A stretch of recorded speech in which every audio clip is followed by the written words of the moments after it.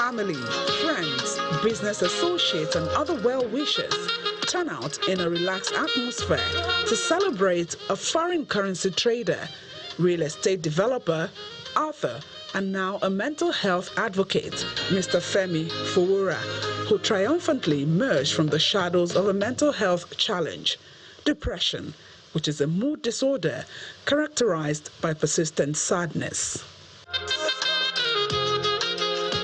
The gathering, which had in attendance Nigeria's Minister of State for Health, Dr. Ishaq Salako, is also for the unveiling of Mr. Fowora's book, The Weight of Air, Surviving the Invincible Storm. It chronicles the battles he faced.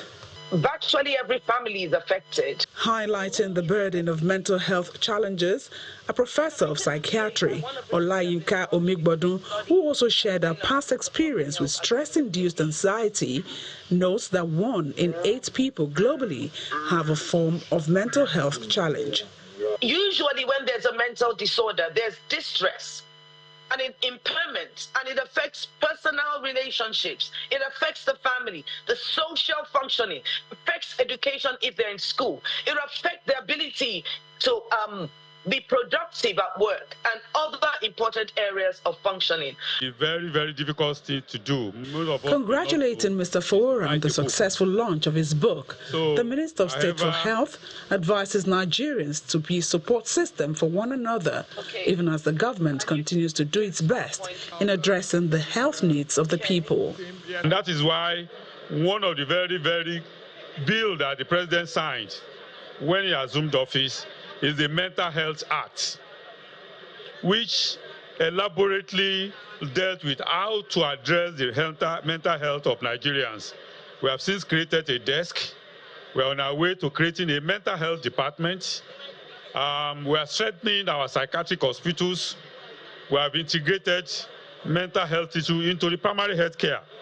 Sharing his experience, the man who was at the center of the storm traced the genesis of the crisis. This episode began sometime in 2017. Someone came into my house in London and knocked me down, but I wasn't dead. Somehow I managed to crawl out of my sofa in London and said, Femi, okay, what do you do? Toolbox, what do you do? What do you do? That attack triggered a tsunami of sadness and solitude for the next 4.5 years. However, it didn't stay down. It treated depression like war, and he won. I used the best resources that I could find. Therapy, medication, structure, music, faith, and purpose. Mr. Fowora acknowledges his strong pillars of support, from his wife, Funlola Fowora, to his children, extended family members, friends, and his medical team. They, in turn, praise him for his resilience. Depression is like a kind of subtle enemy that basically is moving around the boundaries of human existence.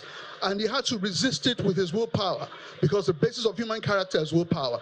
And there was a duel for a long time. Sometimes he appeared as if he was losing. Sometimes it appeared the other way. But ultimately, the book he has written today is evidence of his victory.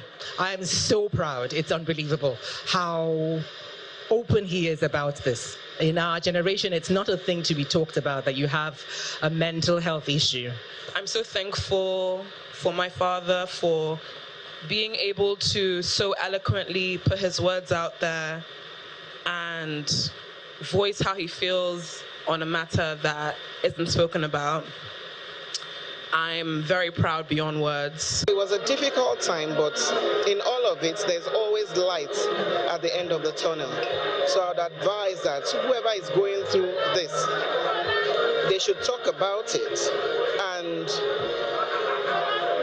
stay with the person and pray.